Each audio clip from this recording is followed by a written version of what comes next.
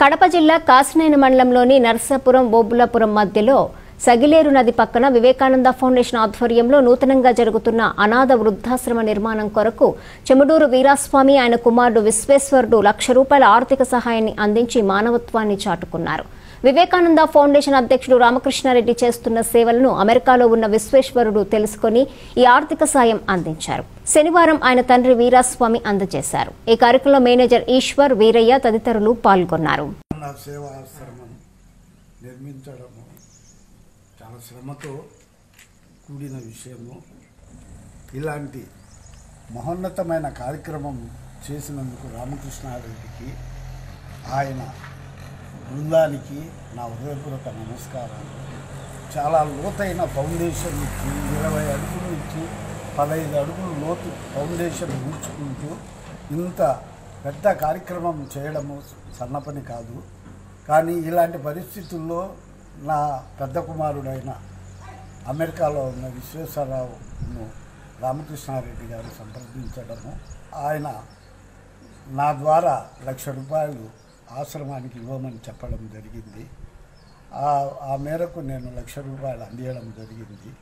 దయవుంచి నేను అందరినీ కోరేది ఏమంటే, ఇది సన్న శ్రమతో కూడిన విషయం. ఇది ఎంతో కష్టపడి అతను ఒక్కడు ఈ స్థాయికి తెచ్చిండంటే నాకు చాలా ఆనందంగా ఉంది.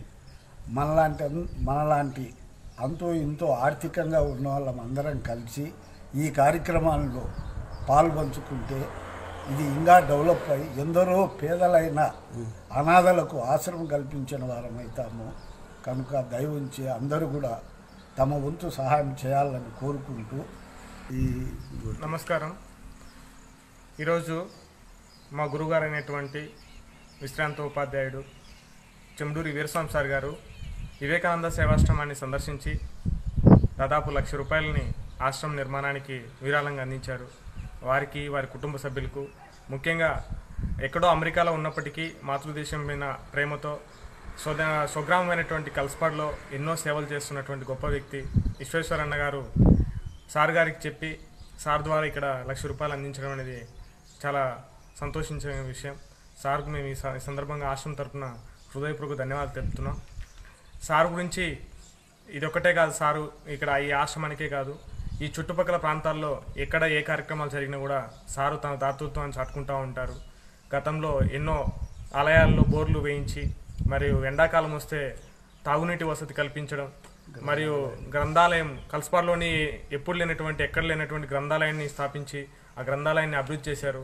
అంతేవిధంగా కాకుండా శ్మశాన వాటికని దాదాపు 15 లక్షల పైన కూడా ఖర్చు పెట్టి హిందూ శ్మశాన వాటికి కట్టించి చివరి అంత్యక్రియలను అక్కడ అద్భుతంగా చేసుకున్నటువంటి గొప్ప అవకాశాన్ని కల్పించారు సార్ గారు.